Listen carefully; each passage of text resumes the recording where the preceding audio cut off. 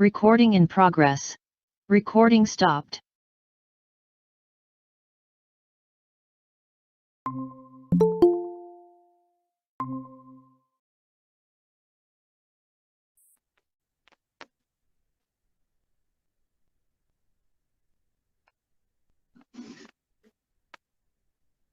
Buenos días a todos y a todas.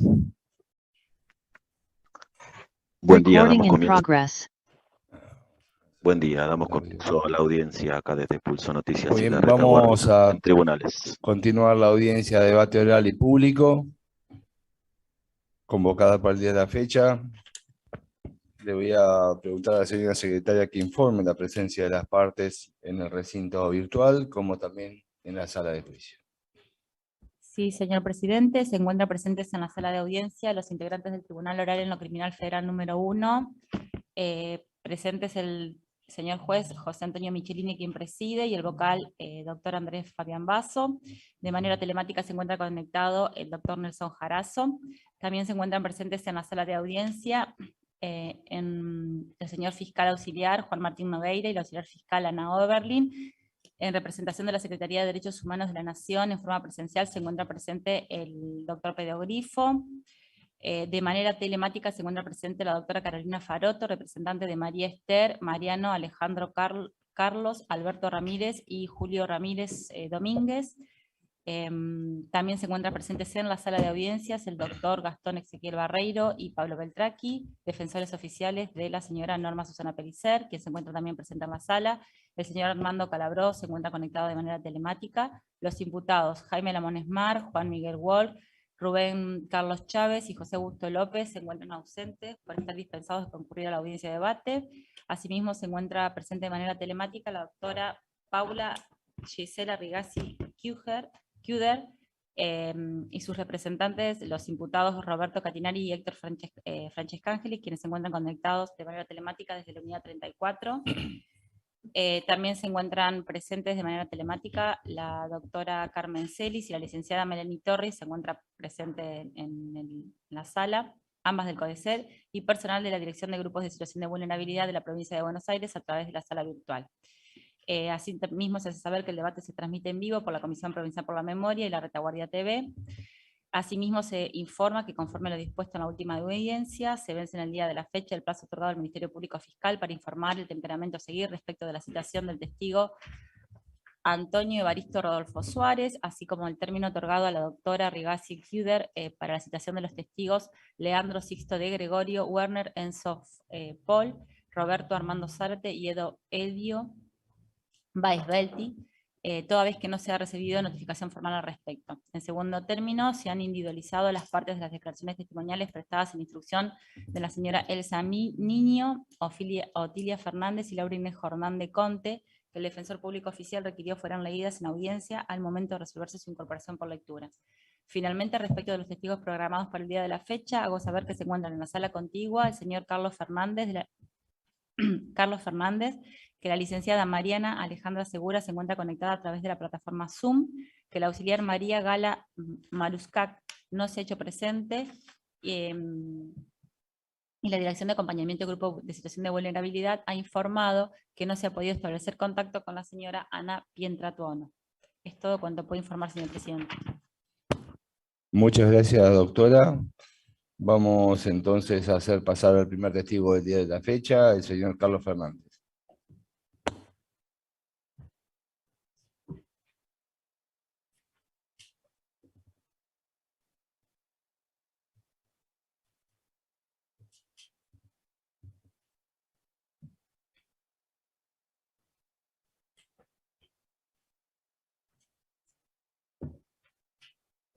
Buen día, señor Fernández. Tome asiento ahí, por favor.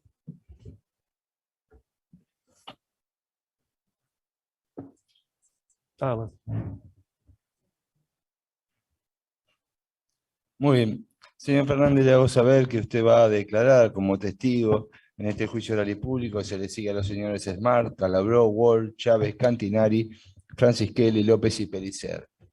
Le hago saber que la ley castiga a aquellas personas que durante la audiencia no depongan con veracidad. Esto está previsto en el artículo 275 del Código Penal, el cual le han hecho saber el contenido del mismo. ¿Es así? Sí, sí. Señor, su nombre completo es Carlos Fernández. Carlos Alberto Fernández. Muy bien, señor, ¿jura o promete decir la verdad de todo lo que supieron le fuera preguntado en esta audiencia? Juro. Su nacionalidad argentina, Sí. fecha de nacimiento. 27 de noviembre de 1953. Muy bien, los restantes datos personales quedan corroborados por secretaría, así que va a comenzar el Ministerio Público Fiscal a hacer las preguntas del caso. Presidente, en realidad va a comenzar el señor querellante, que es quien ofreció el testigo. Muy bien, vamos entonces a darle la palabra a la querella. Muchas gracias. Buenos días, señor Fernández. Buen día.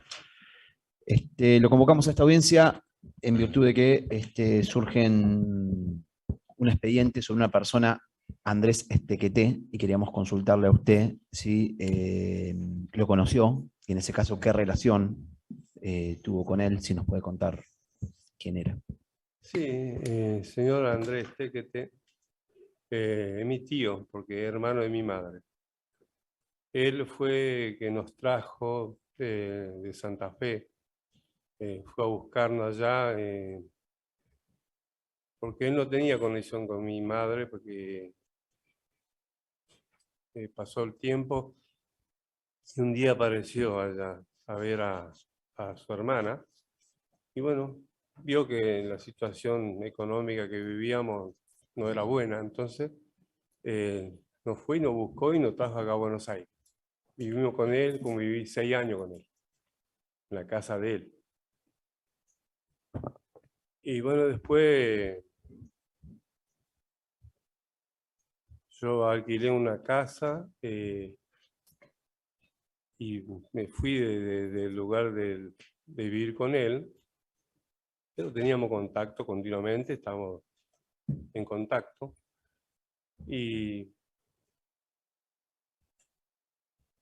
¿qué pasó? Que llegó un momento de que él conoció, tenía a su amigo, un conocido, que no sé, tenía problemas, estaba pasando un momento difícil ese hombre, que era muy amigo de él. Y se fue y tenía contacto con él. Y empezó a frecuentar con ese hombre, amigo de él, en ayuda, porque dice que tenía problemas. Y ¿Nos puede decir el nombre de ese amigo de él? señor Berger, Pedro Berger, era muy amigo de él porque trabajó con él mucho tiempo. Y entonces, ¿Y sabe qué problemas atravesaba ese hombre? y ese hombre tenía un problema porque su hija era Antonia Berger y que era perseguida por la justicia, había nacido en ese momento. Y entonces el hombre quedó solo, porque la hija aparentemente no estaba. Entonces mi tío se unió a él, anduvo con él, y llegó un momento que él dijo que iba a ir a trabajar al sur, pero pienso que me dijo por decir nada más, pero... Y después fue a casa donde estábamos viviendo nosotros y nos dijo que él era perseguido, ya lo estaban persiguiendo, que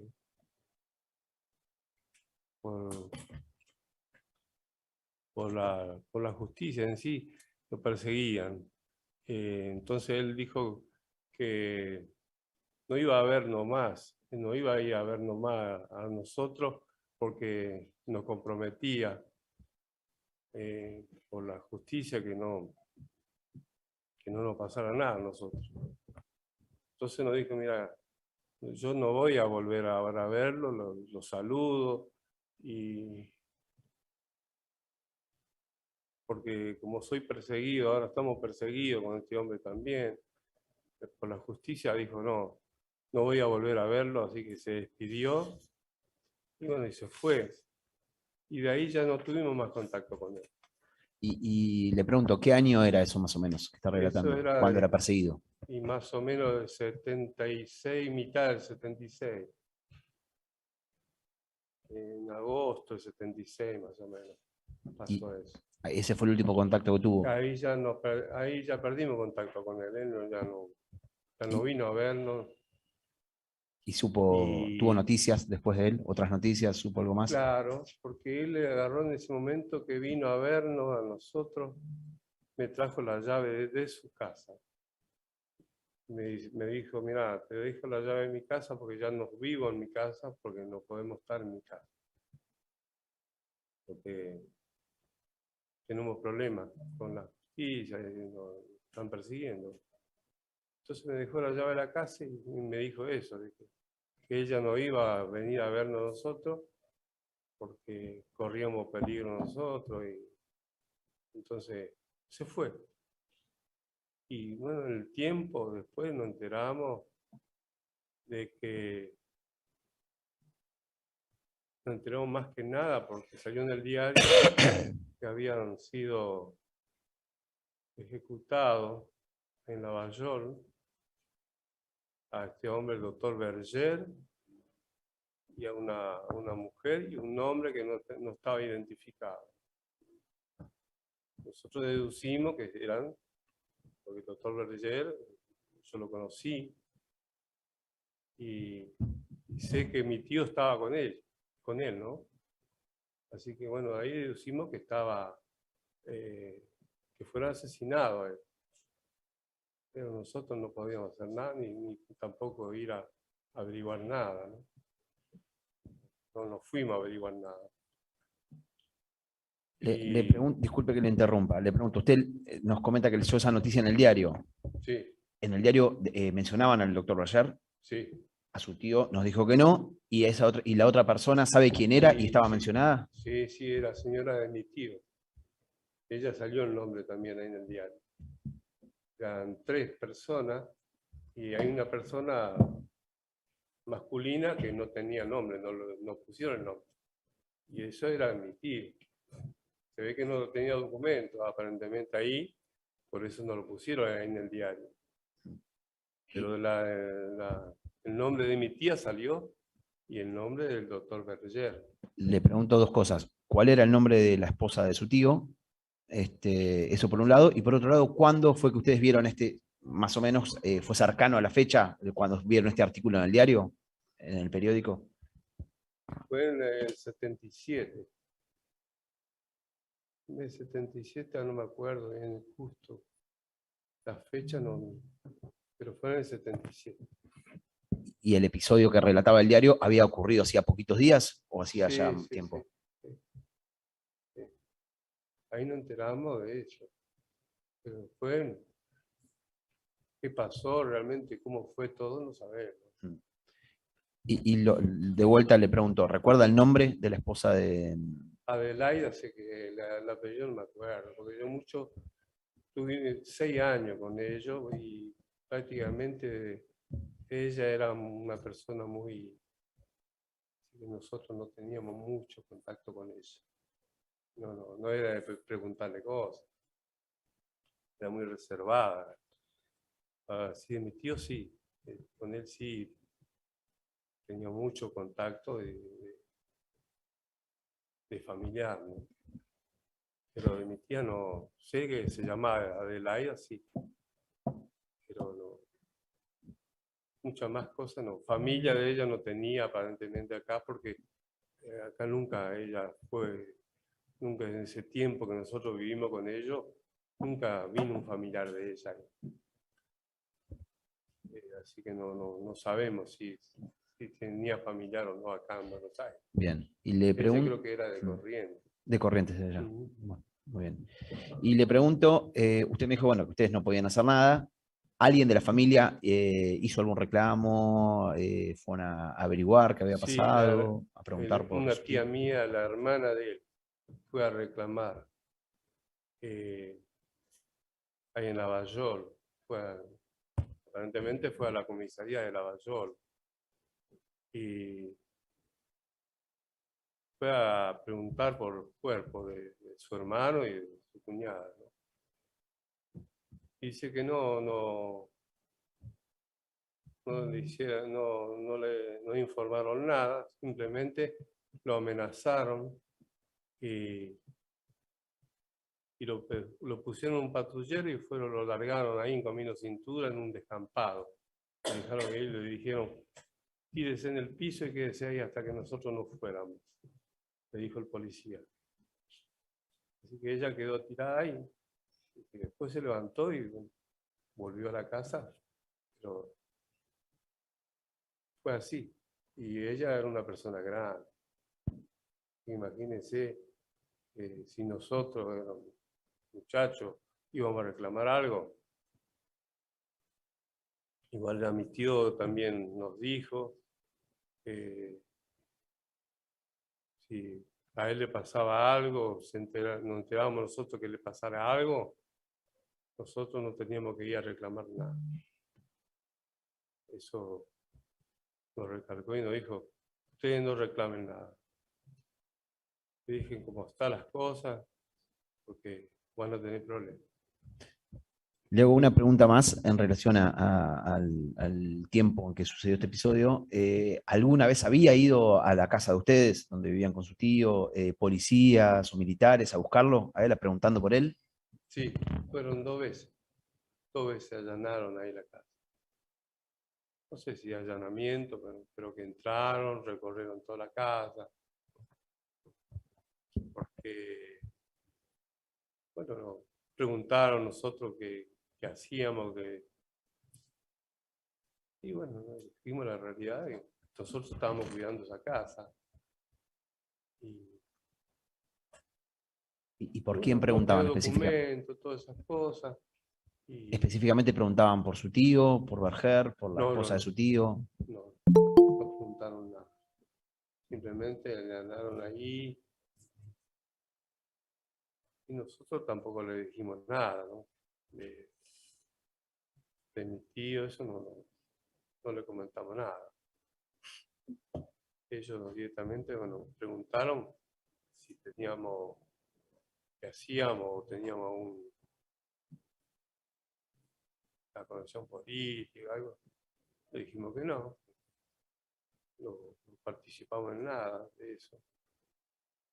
Y bueno, pero las 2 veces vinieron así, hicieron preguntas, revisaron toda la casa, así, y se fueron. No tuvimos otro percance, no tuvimos. Bien, yo por último quisiera preguntarle, porque hay constancias en el expediente de que usted fue contactado en fecha reciente por la identificación de los restos de Sí. su tío. No sé si quiere comentarnos algo de eso, de qué significó para ustedes, para la familia.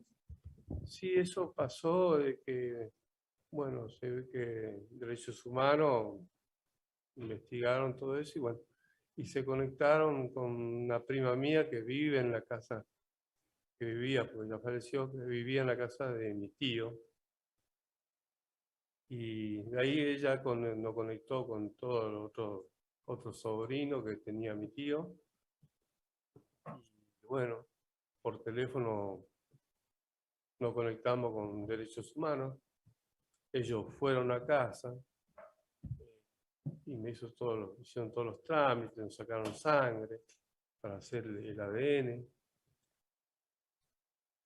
Y para nosotros como familia fue importante, muy importante.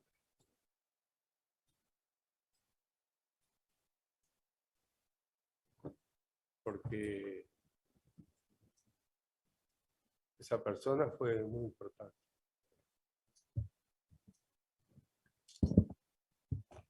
Bueno, señor Fernández, yo no tengo más preguntas. Le agradezco su testimonio y le paso la palabra al Ministerio Público Fiscal. Muy bien, ahora sí, el Ministerio Público Fiscal. Gracias, presidente. Buenos días, Carlos. Gracias días. por su testimonio. 2 preguntas muy cortitas. Primero, si recuerda la edad que tenía su tío aproximada, cuánto más grande, más o menos. Sí, creo que tiene 56 años. Bien, ¿y la mujer de su tío, la Y más esposa? o menos lo mismo. La misma era también. Ya le digo, la edad casi no. De ella mucho no teníamos contacto porque qué sé yo, nosotros, imagínense, veniendo de allá del campo, no somos mucho de investigar tampoco, no sé, pero de Pero más o ella, menos la misma edad, digamos, por lo sí, que más dice. o menos sí. Bien, ¿y tiene conocimiento si tenía algún sobrenombre su tío o la esposa de su tío, si le decían de alguna forma, familiarmente? Ya ella se hacía llamar Rosa, pero los papeles aparentemente Adelaida se llama, ¿no? Está escrito. Y mi tío no, él es Andrés. Andrés Enrique Estequete. No, no. Así lo conocí. ¿No? Bueno, muchísimas gracias. No, por favor. Muy bien. Sí. ¿Qué tal, señor? Buenos días. Bueno, Una pregunta. ¿Cuál era la profesión de su tío? ¿cómo? ¿Qué es lo que hacía su tío? ¿Cuál era el trabajo? Él hacía perforaciones, colocaba bomba de agua. Ah, Ese era el oficio, él trabajaba de eso. ese era el oficio. Sí. Perfecto. Usted habló que, bueno, ¿conoció al doctor Berger? ¿Usted lo conoció? Sí, sí. ¿Qué recuerdo tiene de él? ¿Cómo? ¿Qué recuerdo tiene de él? Buena ¿O qué sabe persona, de él? aparentemente, sí, Sí. pero conocerlo así de que mi tío me lo presentó ahí porque iba a visitarlo, este hombre, a mi tío en la casa, porque ellos tenían una gran amistad de mucho tiempo, porque él trabajó con este hombre Berger haciendo perforaciones. Este hombre, Esa era la relación. claro, mi tío fue empleado de él, colocando perforación, haciendo bomba, ¿no? Colocando bomba de agua. Y ahí aprendió él a hacer ese trabajo y después este hombre se recibió de médico aparentemente. Se ve que estudió y de grande se recibió. Y de ahí después dejó de hacer ese trabajo. Entonces mi tío siguió con ese trabajo de perforación, esas cosas. ¿Y ellos tenían una amistad? Y de ahí nació ya la amistad con él. Tenía una gran amistad, sí. Y sobre la hija de Berger, Ana Berger, ¿qué es lo que decía, qué es lo que se decía en ese momento? Sí, bueno, ahí pasó de que ella vio que entre Leu fueron masacrados cuántas personas, y ahí se habían salvado 3 personas, y una era la hija de este hombre, Antonia Berger. Yo no la conocía a ella, no sé cómo ves, pero por lo que me comentaba mi tío, Claro. que la hija se salvó ahí, y que, bueno, como es, el padre lo rescató, lo salvó. Eso era antes del 76. Y esos Después problemas que tenía el doctor Berger que usted decía, ¿estaban vinculados a eso, a esa situación? Claro, sí, sí. Sí, sí. Y bueno, y ahí mi tío estuvo con él, porque la gran amistad que tenía entre ellos. Porque siempre, varias veces vino el doctor allá en la casa cuando vivíamos nosotros ahí con él, con mi tío, venía a visitarlo, el hombre este Berger. Y él ahí nos presentó y nos dijo, y nos contó la historia de su amistad con ese hombre, ¿no? Cómo nació. Claro. Y fue así, porque él fue empleado de ese hombre haciendo perforaciones. Y bueno, aparentemente, bueno, después él se unió con ese hombre. En realidad, aparentemente fue perseguido por la unión que él tenía con ese hombre también, ¿no? Claro. Y finalmente, yo no sé si usted quiere dejar una semblanza de su tío, algo que quiera decir sobre él, que quiera dejar acá sentado en el tribunal, sobre su persona. Era un buen hombre, muy buen hombre, inteligente, un hombre muy de ayudar, muy generoso, muy generoso. Ayudaba a la gente, personas A veces yo le digo que hay personas que no tenía dinero para pagar una perforación y no tenía agua, iba y se lo hacía. Era un hombre muy social. Él renegaba de la esclavitud, de cosas de la dictadura, de cosas así. Él siempre renegaba, se enojaba mucho. Y imagínense en el caso de nosotros, él fue allá y nos trajo a toda la familia, todo, y nos dio todo. ¿Qué se puede decir? Muchísimas gracias por su testimonio. Le pregunto a la doctora Farroto si va a hacer alguna pregunta. Doctor Barreiro. Doctora Rigazzi. No, doctor, no tenemos preguntas. Muy bien, no habiendo más preguntas entonces, señor, le agradecemos mucho. Su declaración ha finalizado, ya se puede retirar. Muchas gracias. Gracias a usted. Muy bien, hasta luego.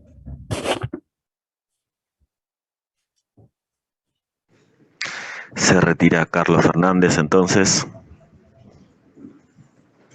luego de ese testimonio. Vamos a continuar con el próximo testigo, que es Mariana Alejandra Segura.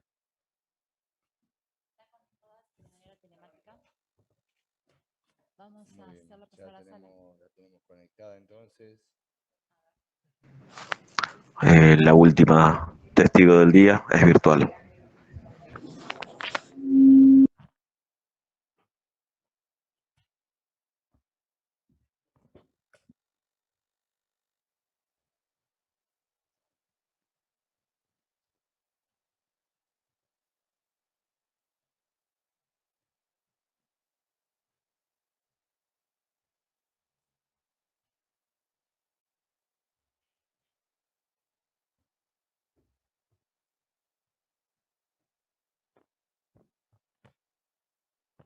Muy bien, buenos días. Mariana Alejandra Segura, ¿nos escucha? Sí, les escucho, ¿me escuchan? Sí, la escuchamos perfecto. Muchas gracias. Muchas gracias por prestar declaración el día de la fecha. Le hago saber que va a declarar ante el Tribunal Federal número 1, sí, en el proceso seguido los señores Smart, Calabró, Ward, Chávez, Cantinari, Francisquelli, López y Pellicer. Le hago saber que la ley castiga a aquellas personas que durante la audiencia no depongan con veracidad de todo está previsto en el artículo 275 del Código Penal, que ya tiene conocimiento, ¿es así? Sí. Muy bien. Señora, juro, promete decir la verdad de todo lo que supieron le fuera preguntado en esta audiencia. ¿Tiene algún interés especial en la resolución de este proceso? No. Si se puede acercar un poquito más al audio, por favor, así podemos escucharla mejor, le voy a agradecer mucho. ¿Así me escuchan? Perfecto, perfecto, muchas gracias. Le voy a preguntar los datos personales suyos. Su DNI es 28.749.617. Su fecha de nacimiento es 18 de febrero de 1981.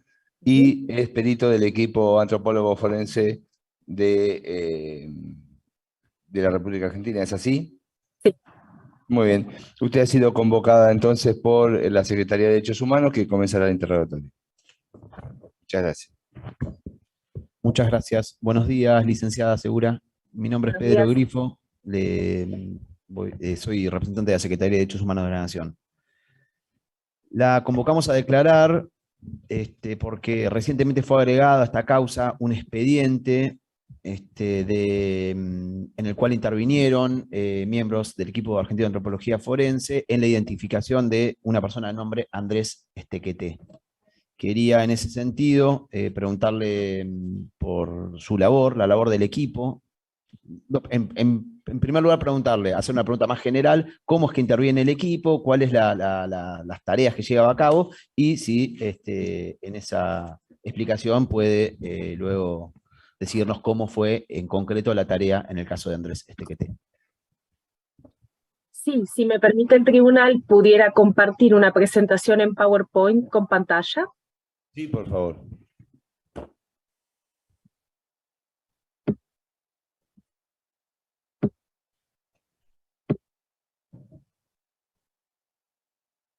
Solicito me indiquen si lo observan bien allí en el tribunal.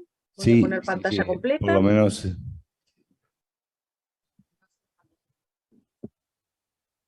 Ahí. Muy bien. Primeramente, en relación a la pregunta sobre el equipo argentino de antropología forense, que es en donde me desempeño como perito, una breve reseña de quiénes somos. Nosotros somos una organización científica no gubernamental sin fines de lucro, con base aquí en Buenos Aires y con sedes en Nueva York, México y Sudáfrica. ¿Se escucha bien el audio? Sí, se escucha perfecto. Muchas gracias. Fue fundado en Argentina en el año 1984 con el propósito de buscar a las personas desaparecidas durante el periodo de la dictadura militar. Investigamos desde un enfoque interdisciplinario la desaparición de personas en contextos de distintas violencias: violencia estatal, violencia étnica, política, de género, religiosa, trata, crimen organizado y contextos migratorios. Y nuestro propósito es buscar, recuperar e identificar a los restos de las víctimas en todos estos contextos para restituirlos a sus seres queridos. El equipo desde sus orígenes se constituyó como un equipo interdisciplinario. No solamente tenemos antropólogos entre nuestro grupo, sino que tenemos distintas disciplinas.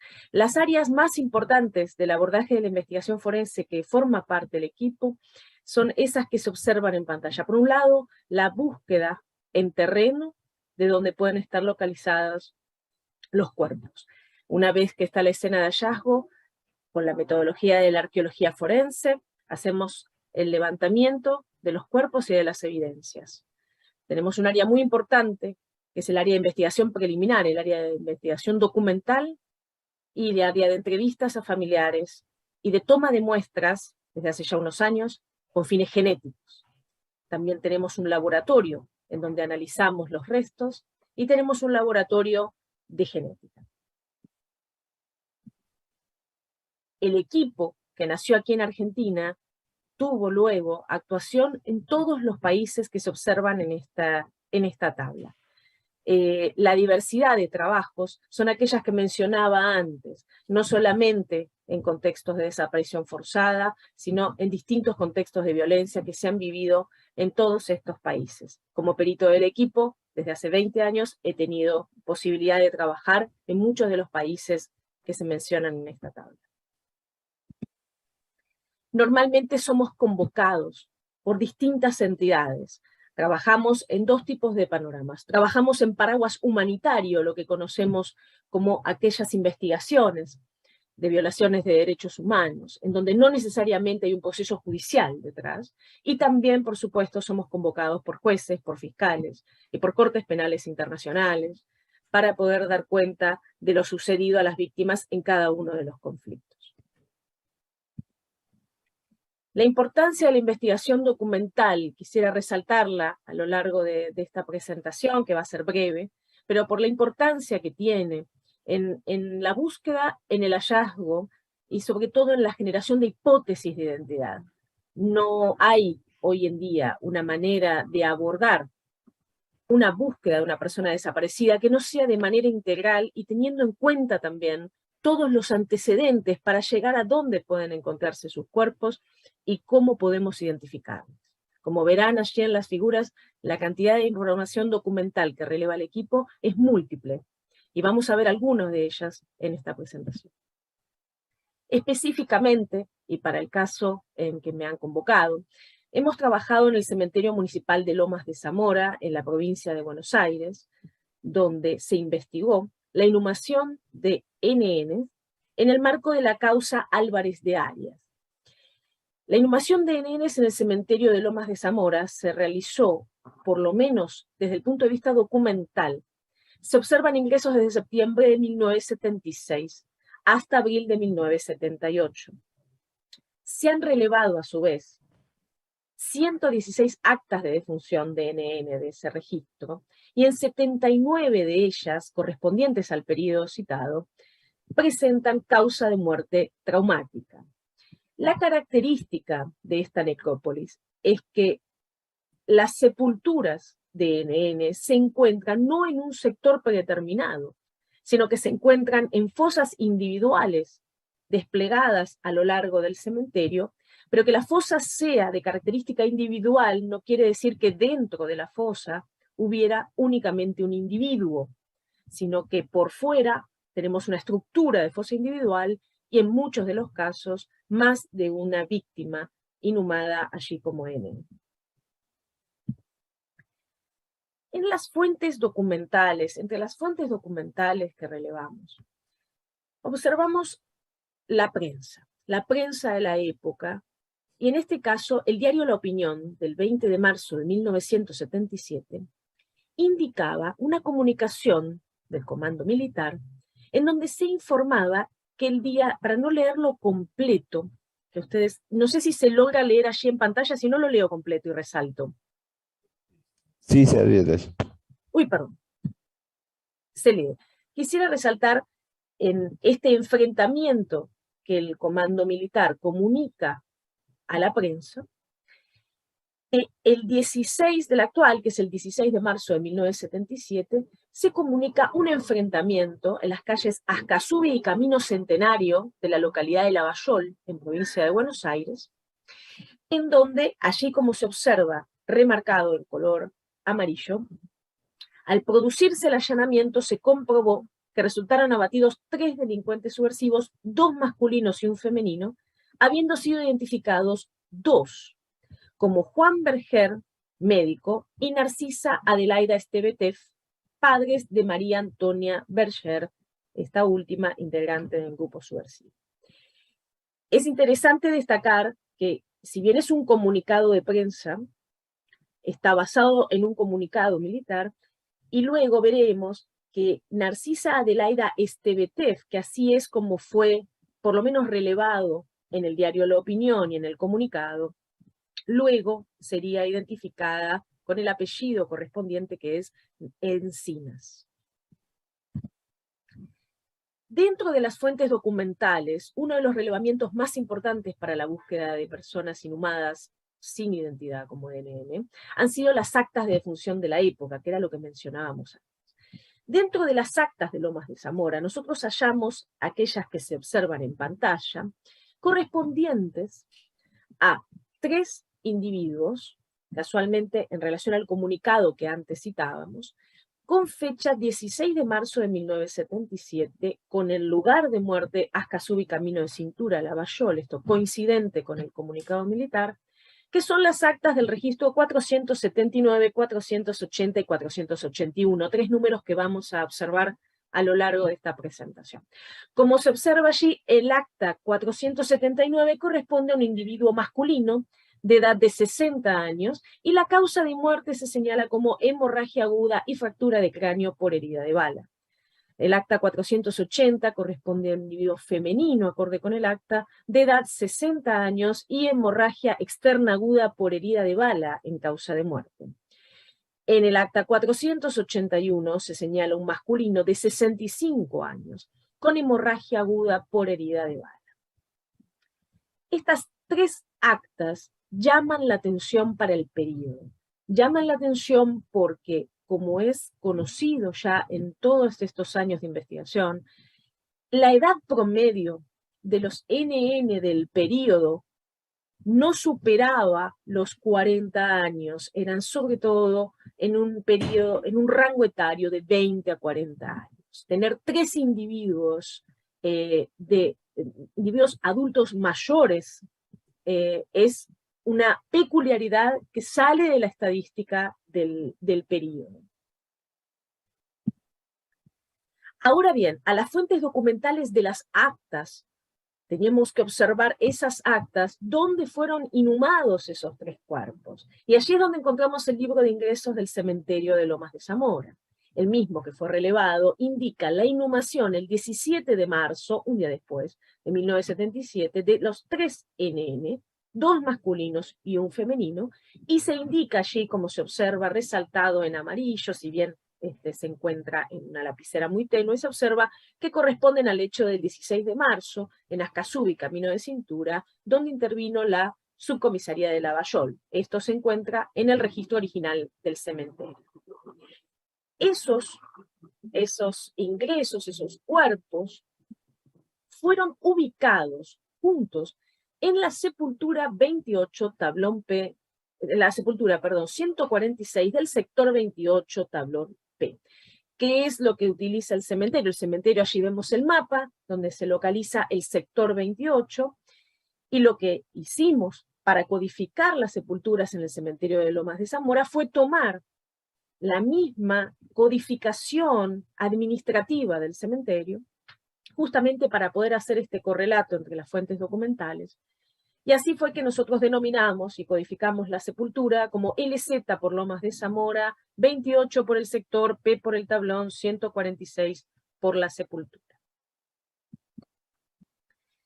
El 4 de mayo del 2016 realizamos la exhumación arqueológica de la sepultura. ¿Qué implica esto? Allí observamos en la fotografía una sepultura que estaba señalizada con una cruz blanca, pero que indicaba, como se observa allí, NN, una imagen de una virgen en la parte superior. Una vez que el personal de cementerio colaboró para remover la parte superior del sedimento, nosotros ingresamos a la sepultura para continuar con técnicas arqueológicas finas, con cucharín, con pinceles, con estecas, una vez que empezaron los hallazgos aproximadamente a 90 centímetros. Ahí estamos 3 miembros del equipo en la fotografía inferior trabajando en dicha sepultura. Los hallazgos, allí en la fotografía lo vamos a ver con mejor detalle, dieron inmediatamente que había, como se esperaba, acorde con el registro del cementerio y de la información documental, más de un individuo en la fosa. Como observan el detalle allí, está corrido aquí está corrido el detalle, pero allí se observa que están 2 cráneos unidos en el perfil sur de la sepultura. Es decir, que los cuerpos habían sido depositados, uno al lado del otro y al lado del otro. Los 3 se encontraban en la misma sepultura, en lo que nosotros llamamos, y vamos a denominar ahora y explicar qué es, una fosa común sincrónica. Entonces, los primeros hallazgos se dieron a 90 centímetros de profundidad. El primer esqueleto que se encuentra, por supuesto siempre en campo, es una aproximación que hacemos como antropólogos del perfil biológico, pero se correspondía a un individuo femenino, adulto mayor, en posición de cúbito ventral. Esto indica en posición hacia abajo. El esqueleto 2, un masculino adulto mayor, ubicado en posición de cúbito dorsal, esto es, hacia arriba. Y más en profundidad hallamos un masculino adulto mayor en posición también de cúbito ventral, hacia abajo. Los 3 esqueletos presentaban mal estado de conservación. El sedimento de la necrópolis de Lomas de Zamora cambiante en sus distintos sectores, pero es un sedimento arcilloso, y los 3 individuos se encontraban con importante pérdida de sustancia ósea por esta depositación. La orientación de los cuerpos, de los 3 cuerpos, de orientación cráneo a pies, ¿sí? De cabeza a pies, la orientación fue de sur a norte, y se trató de una fosa común, justamente por haber en dicha fosa más de un individuo, y sincrónica, ya que los 3 individuos forman parte del mismo evento de depositación, es decir, que formaron parte del mismo momento de inhumación. El análisis de los restos en nuestro laboratorio, y aquí vamos específicamente a los análisis del tercer individuo, de lo que nosotros hemos denominado LZ28P146 numeral 3, por ser el tercero de los esqueletos recuperados en la sepultura, se despliega allí en forma anatómica sus restos. Un individuo cuyo perfil biológico nos indicaba de sexo masculino, corroborado ahora en laboratorio, aquello que habíamos observado en campo, en un rango etario de 45 a 65 años, con una estatura aproximada de entre 1,79 y 1,88 en centímetros, que presentaba lesiones perimortem. ¿Qué son las lesiones perimortem en antropología? Son las lesiones de alrededor del momento de la muerte. En tejido óseo nosotros nos basamos en 3 temporalidades para las lesiones. Aquellas que son en vida, que llamamos antemortem, las lesiones postmortem, que son las lesiones que puede tener el cuerpo una vez que fue depositado, luego de la muerte, y aquellas que son perimortem, que es aquellas de alrededor del momento de la muerte.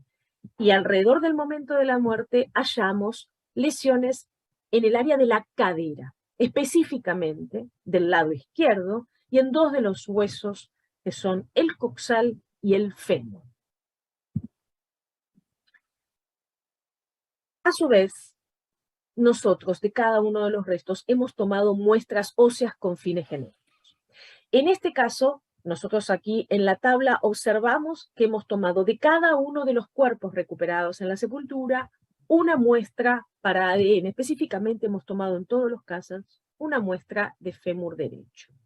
Allí se observa en la fotografía la muestra que hemos tomado a los restos del esqueleto 3 de esta sepultura y el detalle del segmento que fue procesado.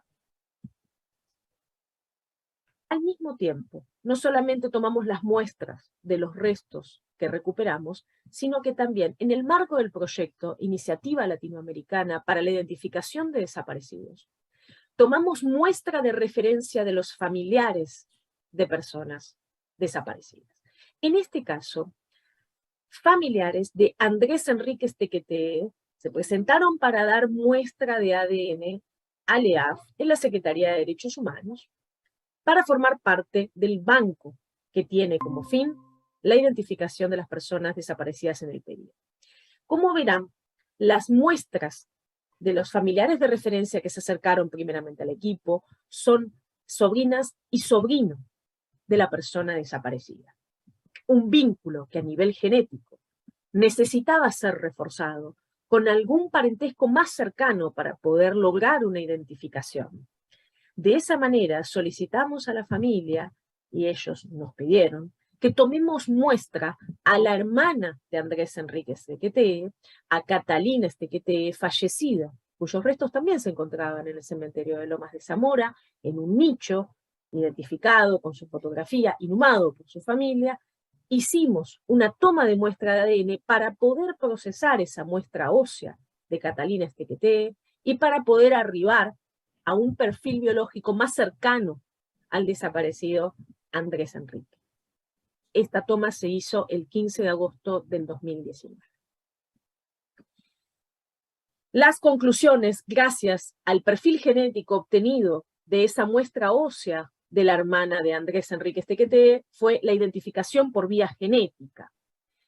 Andrés, nacido el 9 de abril de 1917 en la provincia de Santa Fe, con un legajo de la Secretaría de Derechos Humanos con número 5374 y con libreta de enrolamiento e identificación 2501195, desaparecido como figura en su legajo el 16 de marzo de 1977 a la edad de 60 años. Es toda esta información coincidente con el perfil biológico que se mostraba en el análisis antropológico. Las conclusiones del análisis genético de nuestro laboratorio de genética forense fueron de la probabilidad de que integre el grupo de familiar de referencia del 99,99%. Con esta identificación del EAF, científica por vía antropológica y genética de los restos LZ28P146, número 3, se elevaron estos informes a la Cámara Federal, quien emitió una resolución identificatoria, la 2/22P, el 16 de mayo del presente año, y ordenó al equipo la restitución de los restos a sus seres queridos el 18 de julio también de este año. Ahora bien, volviendo a las fuentes documentales que hablábamos al inicio, tenemos una identificación que fue realizada el 18 de agosto de 1977, por lo menos informal, de necropapiloscopía de la provincia de Buenos Aires, de la policía de la provincia de Buenos Aires, la pericia 26/77. En ella, que es la que aquí se cita en la imagen, se da la identificación por huellas digitales del individuo femenino del hecho del 16 de mayo. El individuo femenino, como decíamos antes, ahora sí, con el apellido que corresponde, que es Narcisa Adelaida Encinas. Esta identificación que fue realizada en el 77 fue corroborada en un informe pericial, el número 03-2021 de la Superintendencia Federal de Policía Científica del Ministerio de Seguridad, y la corroboración de la identificación de las huellas digitales dio que efectivamente aquella identificación de 1977 era correcta y que el individuo femenino de ese hecho era Narcisa Adelaida Encinas, como se observa allí en la carátula de la comparación de las huellas digitales. Ahora bien, reconciliando la información que hay sobre el hecho y sobre los hallazgos.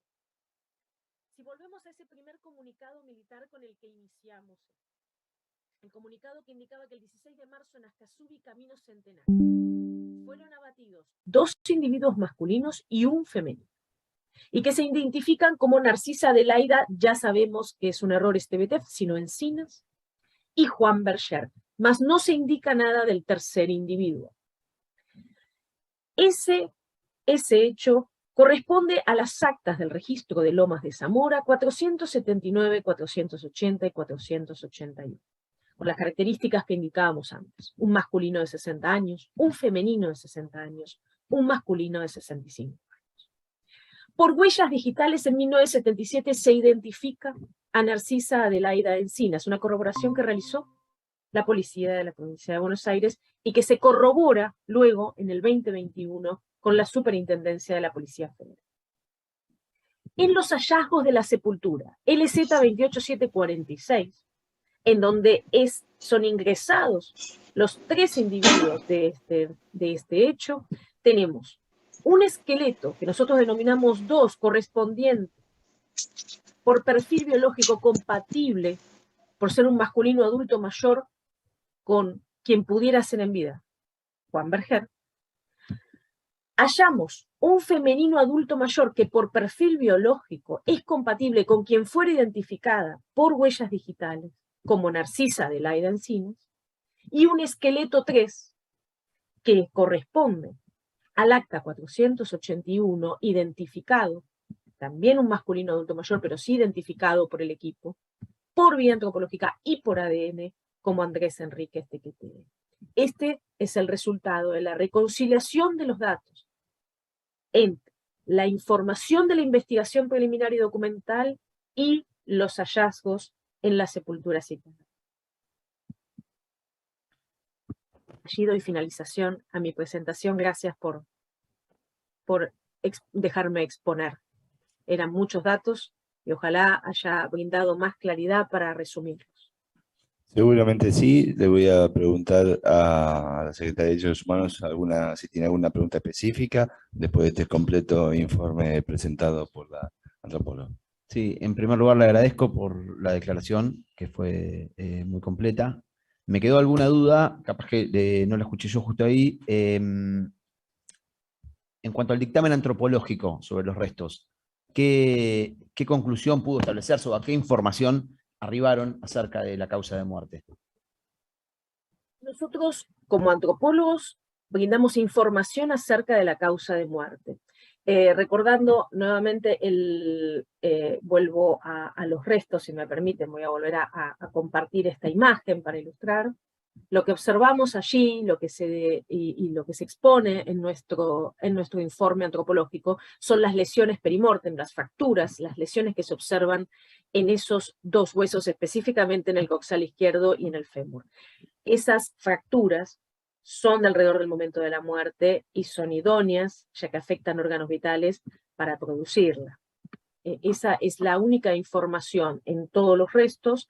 Recordemos que los restos tienen importante pérdida de sustancia ósea y se encuentran en mal estado de conservación por las características del sedimento señalado. Bien, una última pregunta que se refirió al respecto, pero quisiera consultarlo otra vez. Usted nos dijo que según de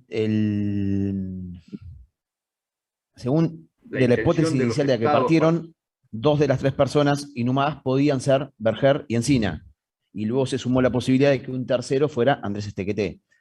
Ustedes entonces alcanzan un resultado positivo con un estándar genético respecto de Estequeté, y nos comenta que hay una vinculación entre el acta de defunción que se encuentra agregada a ese expediente y el análisis dactiloscópico de Encina. Entonces, el estándar genético les permite arribar a la conclusión de que se trata de Andrés Estequeté. Y en los otros 2 casos, ¿pueden arribar a qué conclusiones arriban? En los otros 2 casos, nosotros en el equipo de antropología, nuestro estándar de identificación es genético. Lamentablemente, para los otros 2 casos, no ha habido familiares para muestras de referencia. No tenemos muestra de sangre o muestras de referencia de familiares de Narcisa, Adelaida Encinas y de Juan Berger. Lo cual, si bien a nivel antropológico y con toda la información documental es compatible y coincidente para sostener que el cuerpo masculino correspondería a Juan Berger y el femenino a aquel identificado por huellas, lamentablemente la ausencia de ADN no nos permite arribar, como sí se hizo en el caso de Andrés Enrique Estequeté, a una identificación científica con el estándar de Lea. Pero sí, la información sigue siendo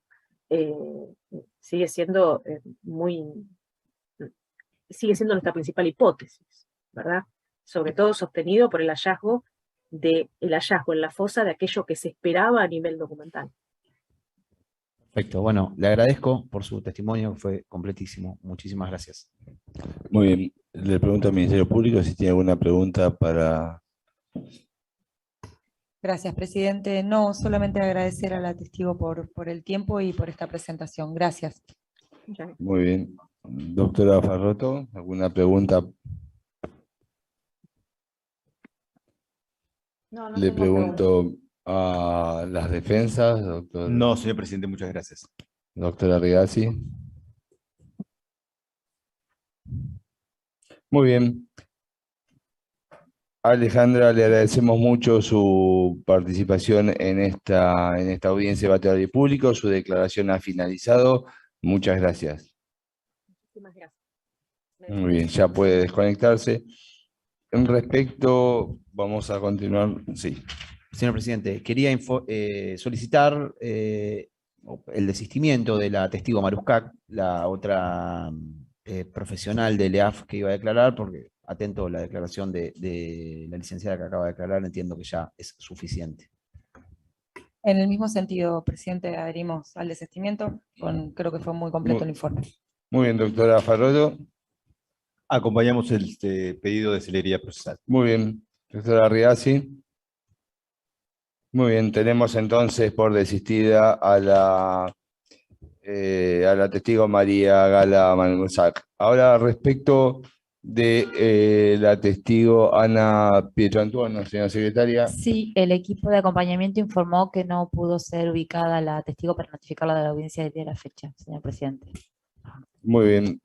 Le pregunto al Ministerio Público en primer lugar, doctora Auerl. Gracias, presidente. Bueno, en relación a ella vamos a pedir, en virtud de lo establecido en el artículo 391, que se incorpore por lectura su testimonio anterior, que obra a fojas 1528-1529 del expediente 7241 del 2013, y en caso de que hubiera alguna oposición y no se hiciera lugar, sí vamos a insistir, pero en principio nos conformamos con la incorporación por lectura del testimonio brindado en la instrucción. Gracias. Las restantes acusaciones comparten en el mismo sentido, sí.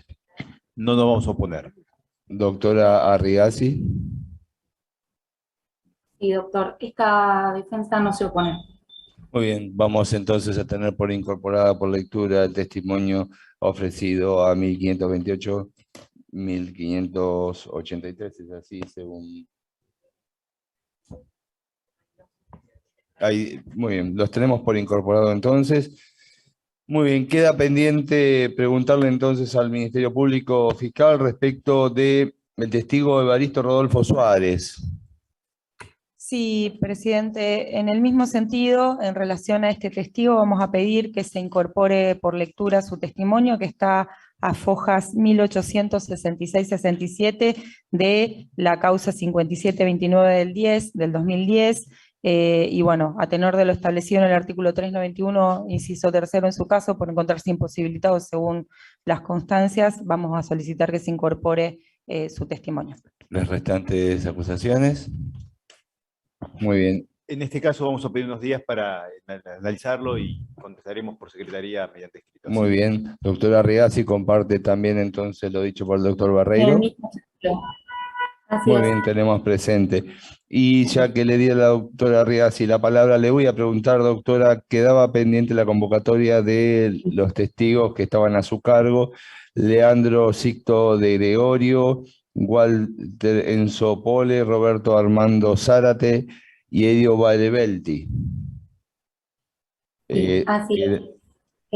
Vamos a desistir de todos, salvo de Zárate, que solicito se me obtenga una prórroga, dado que no hemos obtenido ningún dato como para realizar la convocatoria hasta el día de hoy, y seguimos con intentos de hallar su domicilio. Muy bien, doctor, entonces vamos a prorrogarle hasta la próxima audiencia, que será el día jueves 8 de septiembre, o de octubre, ¿no? Muy bien, gracias, doctora. Vamos a corregir entonces, vamos a ir al jueves 8 de octubre y ahí esperamos la convocatoria del testigo Roberto Armando Zárate, bajo apercibimiento de tenerlo por desistido en virtud de la imposibilidad de que se presente esta audiencia. Muy bien, muchas gracias. Disponemos un corto intermedio hasta ese día. Muchas gracias. Hasta luego.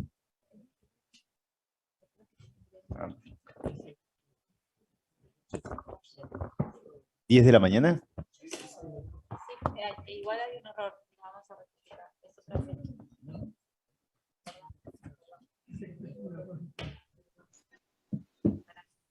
Hay un error, bueno. Final de la audiencia. Sería el jueves 6 de octubre. ¿Cómo se vio por ahí el informe de readecuó el cierre de la audiencia porque obviamente había quedado la fecha mal puesta, yo la leí literal, así que pido disculpas y seguramente el doctor Basso, quien se incurrió en el error, se va a corregir. Es el día 6 de octubre la próxima audiencia, y aprovechando que reabrimos, le voy a pedir a la doctora Desiato que nos lea la parte pertinente que habíamos acordado de las declaraciones testimoniales que había pedido el doctor Barreiro, que si bien se incorporan por lectura, son algunos pequeños tramos, ya que lo íbamos a dejar para el día 6, pero ya que tuvimos que abrir nuevamente la audiencia, vamos a aprovechar. Doctora Desiato, por favor.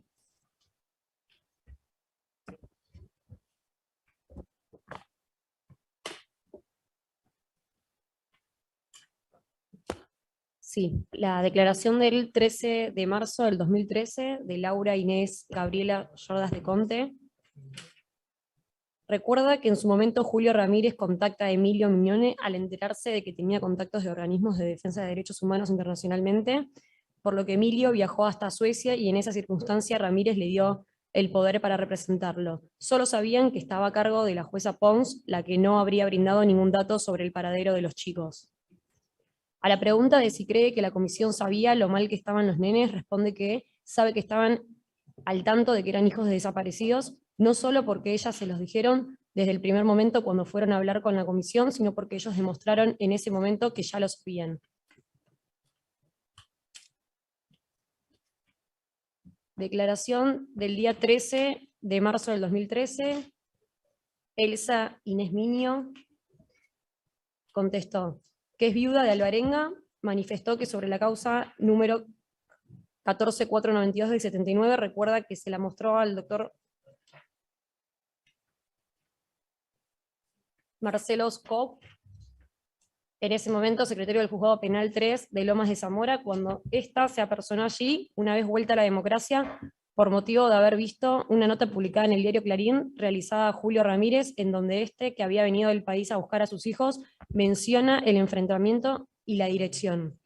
Le pide a su hermana que la acompañe al juzgado para reclamar por el cuerpo de su esposo. Al acercarse, la reciben y se da cuenta que ya estaba al tanto del hecho. Le muestran una causa ya iniciada luego del hecho del 79, de solo 41 fojas, donde figuraban fotos de una casa totalmente destruida, pero al ser en ese momento su necesidad, la de encontrar el cuerpo, no le prestó importancia. Declaración de fecha 25 de septiembre del 2012, Otilia Fernández manifestó: la despertaron gran cantidad de disparos de armas de fuego, que entre su casa y la casa que fue objeto del ataque con disparos había plena visibilidad. Muchísimos efectivos fueron los que rodearon la manzana, desconociendo a qué fuerza pertenecían, ya que todos se encontraban vestidos de civil. Uno de los niños tenía una herida de bala en la cabeza. Dice que los niños quedaron con ellos por aproximadamente 15 días. Fueron con los niños hasta el juzgado de menores de Lomas de Zamora, donde fueron atendidos por la jueza. Expresa que la jueza le dijo que los iban a entregar a la familia. También parecía saber respecto de la procedencia de los niños. Cree que tenía información del tiroteo, que sabía lo que había pasado. Respecto de los niños, recuerda que uno de ellos, el mayor de aproximadamente 5 años, le había dicho que su papá lo tenía detenido Videla. Este niño también decía que a su mamá la habían matado. Preguntaba para que diga si en alguna oportunidad observó que la casa atacada o a las personas que la habitaban portando armas. Responde que no. Solamente recuerda que un vecino que ya ha fallecido, el cual visitaba esa casa, dijo que ahí había armas. Refiere que ese vecino, que vivía solo algunas veces, pernotaba en el inmueble. Por último, la declaración de fecha 5 de febrero del 2014. Otilia Fernández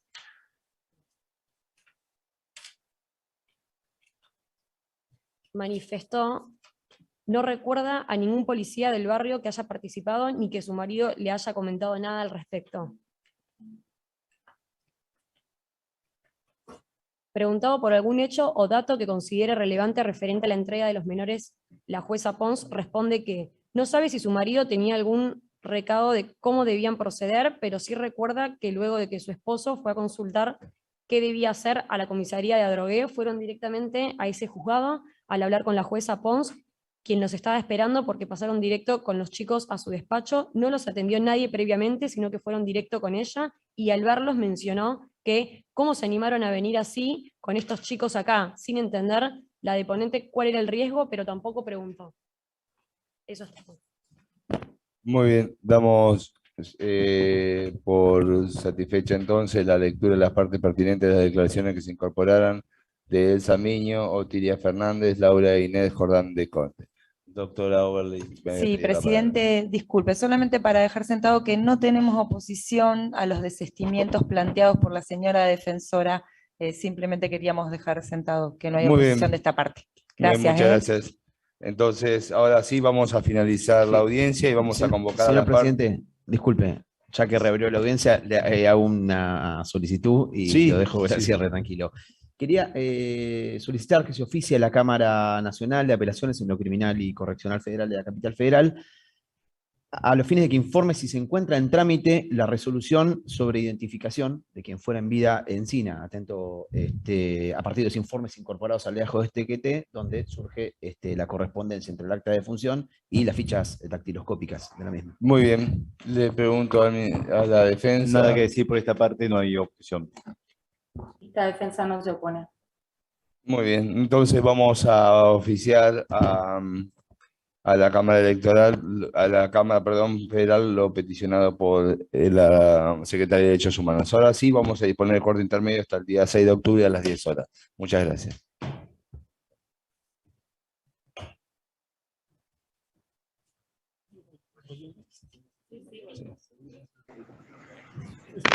Recording stopped. Finaliza así una nueva audiencia del juicio Verde Belén.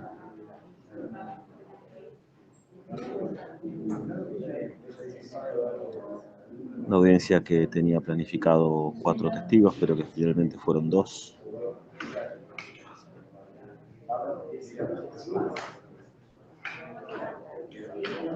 Como habrán escuchado quienes están ahí del otro lado del YouTube, de la retaguardia, hoy escuchamos a Carlos Fernández, un testigo presencial, sobrino de Andrés Estequeté, una de las personas asesinadas en el operativo que se realizó el 16 de marzo en la vivienda de calle Ascasubi, donde se asesinaron al médico Pedro Juan Berger, a Andrés Estequeté y a su compañera Narcisa Adelaida Encinas. Como decíamos entonces, Carlos Fernández, el testigo, era sobrino de Estequeté, así que recordó algunas particularidades y la solidaridad y el activismo político de Andrés Estequeté, que fue asesinado, como decíamos, el 16 de marzo en el operativo entre el ejército y la policía, cuando tenía 60 años. Seguido a ello, estuvo el testimonio también de una profesional del equipo argentino de antropología forense. Estamos hablando de María Alejandra Segura,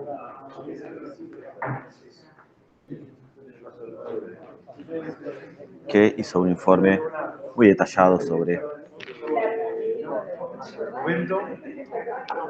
la restitución de los restos de Andrés Estequeté, ahí estoy, cámara, de Andrés Estequeté, a través de analizar dactológicamente y a través del ADN los restos de Andrés Estequeté en una fosa NN del cementerio de Loma de Zamora, y también la investigación de los otros 2 cadáveres que lo acompañaban, donde se presume, como mayor hipótesis, aunque no pudo ser confirmado por el ADN, que también estaban los cuerpos de Encina y de Berger.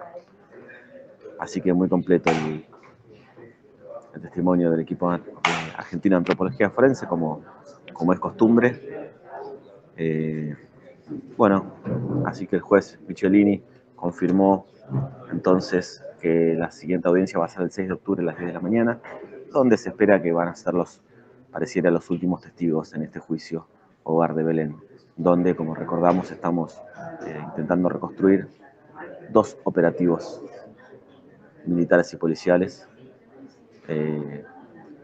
Por un lado, el que asesinó a Vicenta Orrego y que llevó a los 3 hijos e hijas Ramírez al Hogar de Belén, y por otro lado, el mencionado hoy operativo del 16 de marzo, donde se asesinó a Estequeté, Encina y Berger. Veremos cómo sigue. Les mando un saludo grande. Sigan a la retaguardia y a Pulso Noticias en estas transmisiones en vivo. Hasta luego.